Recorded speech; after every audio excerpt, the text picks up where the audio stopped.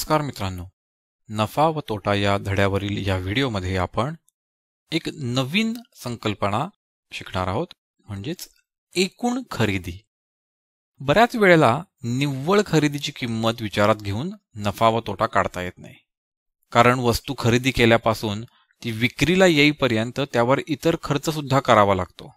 अशा वेळेस नफा व तोटा काढण्यापूर्वी खरेदीच्या किमतीमध्ये हे इतर सर्व खर्च मिळवणे गरजेचे असते आणि हे इतर सर्व खर्च खरेदीच्या किमतीत मिळवून येणाऱ्या किमतीला एकूण खरेदी किंमत असे म्हणतात।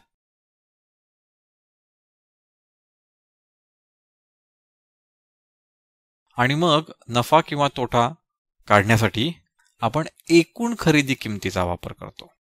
उदाहरणार्थ 100 आकाशकंदील बनवण्यासाठी मंजूला 22,000 रुपये खर्च आला। ते आकाशकंदील विक्रीस नेताना वाहतुकीसाठी 300 रुपये आणि जागेचे भाडे म्हणून 700 रुपये द्यावे लागले। जर तिने प्रत्येक आकाशकंदील 250 रुपयाला विकला तर तिला किती नफा किंवा तोटा झाला? तिची खरेदीची किंमत ही 22,000 नसून त्यामध्ये हे 300 आणि 700 सुद्धा आपल्याला मिळवावे लागतील, कारण हा सुद्धा तिचा विक्रीपूर्वीचा खर्च आहे। म्हणूनच एकूण खरेदी किंमत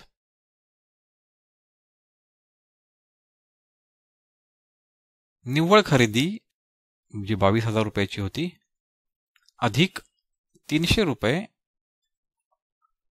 वाहतूक भाडे आणि 700 रुपये जागा भाडे, म्हणजे निव्वळ खरेदीमध्ये आपण हे दोन्ही खर्च मिळवलेले आहेत।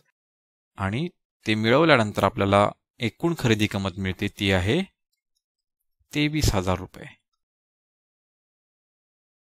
विक्री किंमत एक आकाशकंदील 250 रुपयाला असे 100 आकाशकंदील तिने विकलेले आहेत, म्हणजेच विक्री किंमत आहे 25,000 रुपये। तिला मिळालेला नफा किंवा तोटा काढताना आपल्याला विक्री किमतीमधून एकूण खरेदी किंमत वजा करायची आहे।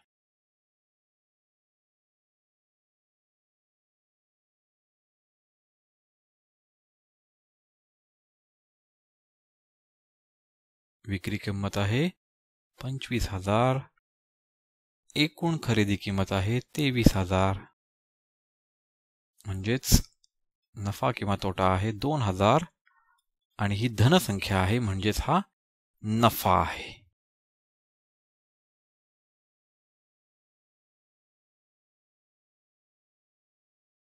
नफा तोटा धड्यावरील मराठी टू इंग्लिश शब्दकोश।